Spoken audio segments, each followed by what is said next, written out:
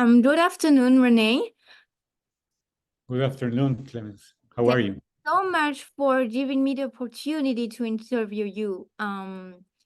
Sure. We always learn a lot from experienced individuals. So I'm pretty sure I'm gonna learn a lot from your knowledge, your experience. So thank you very much for your time. I truly appreciate that. Sure. Sure. So nowadays, social media platforms are countless and continuously expanded.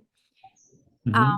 What can you tell about your industry? How would you say that social media has changed your industry over the past 10 years?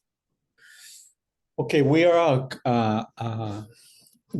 a technology company, Mm-hmm. and we sell a solution from from a partner in the US. And the social media, I believe now in our days has evolving in the sense that now you have to be very careful in order to give a good experience, a good service to the customers, because through the social media, the bad experience in the clients can go easily all across the internet. Yes. So that's one of the situation that social media is a we can benefit from that, but we also have to be very careful in order that not to have a situation that can backlash the, the the perception of the market to our company. So now through the social media, well, in our case, it's kind of difficult to sell or to sell service through only through social media, because our sale is more consultative, Yeah. and our business take a little bit longer in time, because the scope of the solution that we sell.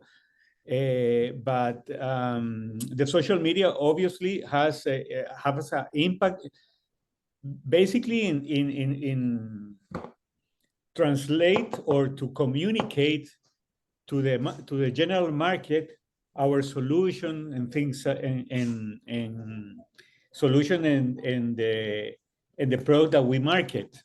So that's a good tool in order to provide information to the end users. Exactly. Yeah, and like you can better respond to your customers' needs and wants Sure. actually through social media platforms. So um and by the way, I have a question related to technology then. Lately I watched a video from Evan Carroll, and it says that let's do technology what it does best, and let's do people what they do best. Mhm. Meaning in a sense that the digital space is gonna make people more human. What do you think about that?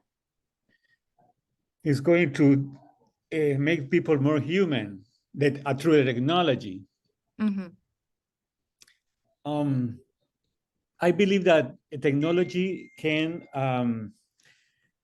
provide some benefits in general in order to do more, to be more productive, to be to give results in any time of business, and give the result more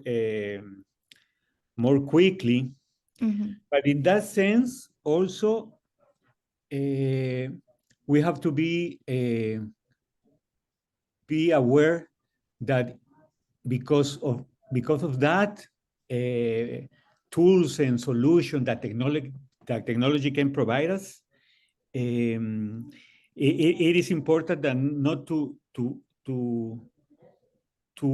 lose the relationships and the closeness that we have to have with our market and with our customers, because many times you try to sell some technology solutions for our customers to be more efficient, more productive.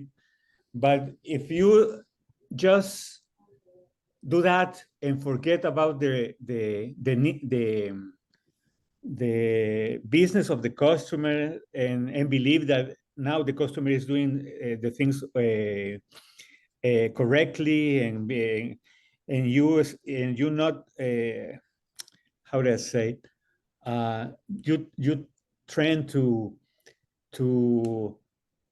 be more because of the customer is now more working with technology. You're supposed to see that he's okay, but you need to be near the customer. You need to be near the market, Mhm. and in that sense, go to the basics, and be more close to the customer, more close to your social partners, to business partners, sorry. And I believe that's the meaning of to be more human. I mean, we need to put the feet on the ground and say, hey, we cannot allow the technology to take our humanity from us. Mhm. We need to keep focus also in build the relationships with the customers, Yeah. and not forget them. Yeah, Yeah, because today personalization is what matters the most. personalization and close to them. Yes. Yeah, like being close to them, show them that we care, that we understand their They, concern they understand their business, and they understand that worries and that their they're worries as having. well. Yeah. Yes. Mm-hmm. So, in your industry, how have the distribution channels changed over the past few years? Um, like after the pandemic, for instance, did you Mm-hmm. notice a shift in the distribution channels? Well, in our industry, the distribution channel are now more, the through the because of the pandemic, many of our customer process has to be automatized. Mm-hmm. So the shift of modernization or transformation or technology transformation went quicker. Mm-hmm. See? And the distribution channel in our case, for example, um, let me see the words. It's like has to be more quicker to respond for those changes in the Yeah. customer. Mm-hmm. Because if you're not quick to respond in the needs or in the needs of the customer, other channels can your competition, but basically other channels can respond. If the other channels can respond quicker to that needs of the customer now through the pandemic, after the pandemic, they're going to take the business. So Yeah, and exactly. that's the shift. The shift is now are more channels than before the pandemic. There are more channels. There are more competition now in our days. Mm. And also there's very important that the customer, the client, now is more educated. Is more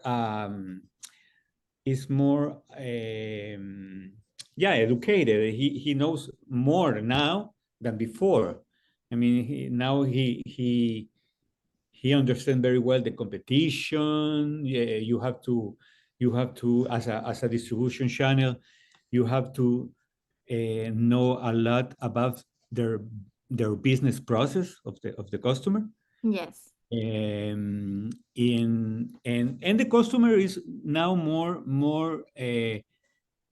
how do I say, willing to evaluate different channels, different distribution channels. Alternatives, yeah, because there are, Alternatives, yes. yes. Hmm. There are so many options nowadays Yes, online and like from so many different brands. correct. Because the number of brands is countless nowadays, and they are offering the same product or services, and they're competing with each other. So Yes, so you have to give a added value to your solution, to what you offer, in order to win the business. And now it's more in our days. That's basically more the usual business. I mean that's you have to do that before in the technology. You basically you just this is my product. These are the characteristic of my product, and that's changed completely 180 degrees. Now you have to give value added to the customer.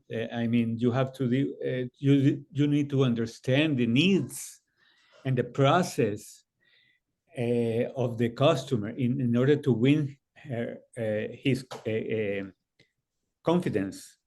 Yeah. In exactly, that's the word. Like I really like the word you used. You said value added. You need really to um to create that value added. Yes, Um, yes, to create that value added that maybe the competition is not offering, yeah. and that value added is more like a consultative approach, Mhm. and it's not just trying to sell something, trying to sell some solution or product. It's more like be more like a social, like a business partner with the customer, Yeah. uh, in order for them to see us as as partners. Is not is and not as a provider, or Yeah, I like the way you say that, like to see us more as a partner. as a Like partner. it's truly strive and like strengthens the importance of building relationship with your customers. Like Building relationship. That's the good word. Building relationship. That's and durable and loyal relationships. Mhm. Mm, and yeah, and I really like the fact that you just mentioned that they have to see us, to see you as a partner and not as a provider. Exactly. That's what I meant. Exactly. And nowadays, like companies are shifting to from multi-channel to omni-channel marketing. Um, Mhm. Basically, like big retailers, for instance, Target or Walmart, are Mhm. trying to compete with big retailers like giant retailers such as Amazon. That's why they are developing their um, omni-channel strategies. And I wanted to ask you, are you trying to create omnipresence around your right fit clients, or you're not going there anytime soon? Is actually is because the solution that we offer to the market is a solution uh, that is a complex solution where Mhm. you need to go inside the business of the customer to understand to understand the end user in the customer, how do they do their job, their process. And in our case is an approach one-to-one, and it's more a consultative approach, we sell directly to the customer. Our solutions is where you automate. It's a content basically just for you to have a understanding. Our solution is we are monobrand. I mean, we as a distributor are monobrand in the sense that we only offer a solution, just one solution. We don't offer solution from other providers. We are a mono brand, and we are like a major distributor for this company in the U.S. and for Highland, the company that Argenis works. And we provide these solutions, and there is a ECM is a content management plus a business process management plus let's see, case management. So this type of solutions are complex, are big. Our main customer are banks and big industries. So in that sense, we go to the market. We go to the market in a direct way, and develop the sale process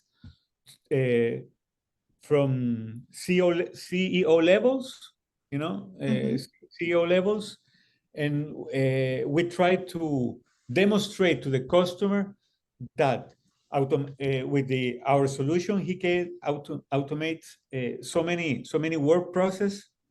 workflows, and in that way they can the return for them will be reducing time in 30%, the actual process, or reducing costs, because when I automate this process, instead of having 10 people doing this job, now they will have only 3 people doing the same job, so they can reduce costs.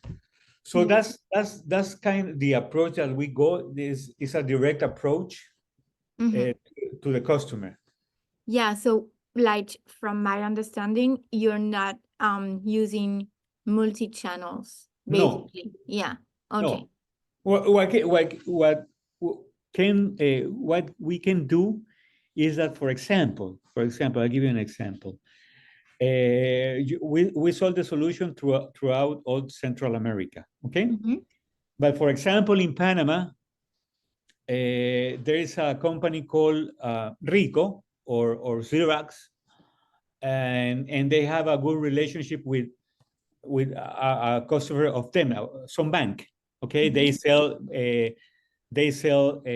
multifunctions, they sell printers, they sell things like that, hardware to that bank. Okay. And we can go as our company through them to sell our solution to that bank, but going through that particular company. But that's situation that is because we try to leverage the good relationship that they have in that in the market with those banks, for example, and we sold to them, and they sold to the end client with a markup for them. So I give, instead, for me, for example, instead for my company to take a 30% margin, I can give you 15%. I will keep 15% margin for me and 15% margin to that company, in order for them to sell to their client. Yeah, to their client. To their clients. Yeah, so that's kind of a like mutual, like you partner with each other. See, yeah, that's the only type of business that we can go into Mm-hmm. beside our going direct. So, and that's because we don't have office, for example, in Panama, or we don't have office in Nicaragua. So we go either way. It will go direct, or we can go through that technology, through a technology company. But In being that case. going direct is a very good strategy, though. The only problem with that is that we don't have the enough feet on the street. Yeah. You have to go from one place to another place, and from one country, in our case, from one country to other country, in order to go to the market. And it's a good strategy because we keep the margins, and we have the know-how, and we have all the knowledge, etc. But sometimes, obviously, we don't have the enough manpower, feet on the street in some places. So we need sometimes another ones, another company that is local. Yeah, you need to do some research. I mean, Yeah. actually, yeah, you need to, like, you don't have to, you can't do the research like early on. You like do the research as you go, actually. And we partner when we partner with this company, usually are companies that have good presence on their local markets. Mm-hmm. Not with any company. I mean, we deal with companies that have a lot of presence in their countries, and they have a good relationship with their customers. But these kind of companies sold a lot of different kind of solutions. They sold hardware, they sold software, they sold services. I mean, they sold many things. So for them, it's easy to the okay. We sold Giga's on-base solution, our solution, but we go with them. I mean, they don't go alone. We go with them. They basically what they do is open the doors for us. Exactly. And then you And have to sell yourself. right, And right. then yeah, you really need to sell yourself and but this is great. This is good though. I mean, like every strategy has some advantages and disadvantages at some point. So Right, right. yeah. That's correct. That's correct. And like, as of today, like the world we live in is extremely digital. Right. And there is, like I said before, there is so much competition that it's very hard to stand out from other brands or other competitors. Um, Mhm. what, according to you, are some strategies that are powerful to understand in the and to be successful in the digital space? Okay. I mean, for me, one of the best strategy is try to maintain focus in what you do. I mean, uh, for example, when you try to offer a lot of different um, technology solutions to the market, you either are good in one, but do badly in other brand. Mm-hmm. Uh, so so going through a only one brand or few brands makes you, for example, in our case, that's one of the best reason that because we are successful because we are only focused in one solution, and and we are good at it. I mean, we have the human resources certified, very how do you say capacitado, is a Capacity, yeah. yeah, capacity. We have the capacity to do it. We have the knowledge. We have training. We have training engineers for the solutions, and we constantly are updating their knowledge through courses and things like that. And we try to be experts in what we do, you know. So I believe one of the strategies not try to diversify too much and focus in what you know and what you do, and be the best of all the competition in that in that solutions. Because the competition is very is hard, and sometimes they have many resources. So you need to be very to be to have many focus on what you do. That's, I believe. And also, I strongly believe that it's better to be excellent at one thing rather than being good at many things. That's exactly the point.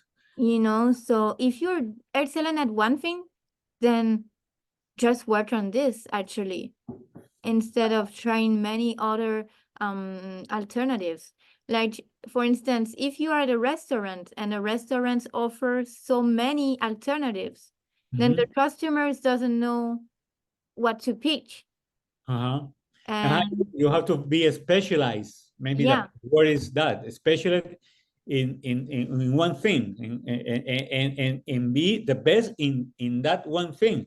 You know, because if you start to diversify, and you know, and diversify in many solutions or products, and you know, put resources, the enough resources on that, you won't be successful on those new brands, you know, or new things. yeah, you need to create that only one thing that going to make you different yourself from your competitors. That unique thing about you. And that's the value added that you can now offer Exactly. to the end user, to the customer. So I had one more question for you, but you kind of answered. Um, Yeah. so I have one last question for you. What meaningful tips would you give to someone who's trying to start his own brand? Because you know, today, No. like a lot of people develop an entrepreneurial mindset and they Right. want to develop, design, and create their own brand. So, Right. according to you, what are some powerful tactics that you would emphasize? Well, whatever you do with passion. Mm-hmm. Do with passion, with drive. Um, the the beginnings in any business, the beginnings are the hardest, you know. And be don't desistir. I don't know how to say it in English. Keep going. I mean, keep going even though you can have setbacks, Yeah. but keep going, go forward. Now, never looking back. You know, um, uh, be uh, be intensive. I mean, be. Um, I don't know how to say. Yeah, I got what you're saying. Like, yeah, Um, like, yeah, at the beginning sometimes is hard, and also when you start, also one a good advice that I can give is that when you start to make a small profit, and but and go a small profit, try to invest those profit in your business, you know, Yeah. to start growing a little bit more and more and more and more. And when you start making small or little profits, those profits invested on the business, and then you can start growing a little bit by little bit, and then the profit will be greater, and so on. So basically that's, and to do it with passion. Basically that's the main word for me. Yeah, Everything. and you're so right. You're so true because like when you do something with passion, then you will devote a lot of time and you will put your heart Right. towards whatever you're doing. And That's people are gonna feel that you're passionate about whatever you're doing. So Mhm. they're going to even better identify themselves to whatever you have to offer them. So I totally agree with you on that. Yeah, Yeah, do it with passion do it with passion. That should be and the slogan. invest, That keep should be the investing. slogan. Yeah. Yes. Okay, Renee, thank you so much for your time. You're so knowledgeable. It was a pleasure. You Uh, know what? And you know what? Also, the English barrier for me is I can express better in Spanish, but but I try to do my best. of like that's totally fine. I totally understand you. Like that's perfect. Nothing to worry about. Yeah, yeah. But you're so knowledgeable. So it was a pleasure. I learned a lot from you and your experience. So thank you so Okay, much. sure, sure. Thank you. My Thank pleasure. you. My pleasure. Okay, Thank you so okay, much. okay. Take care. Bye. You too. Okay, bye.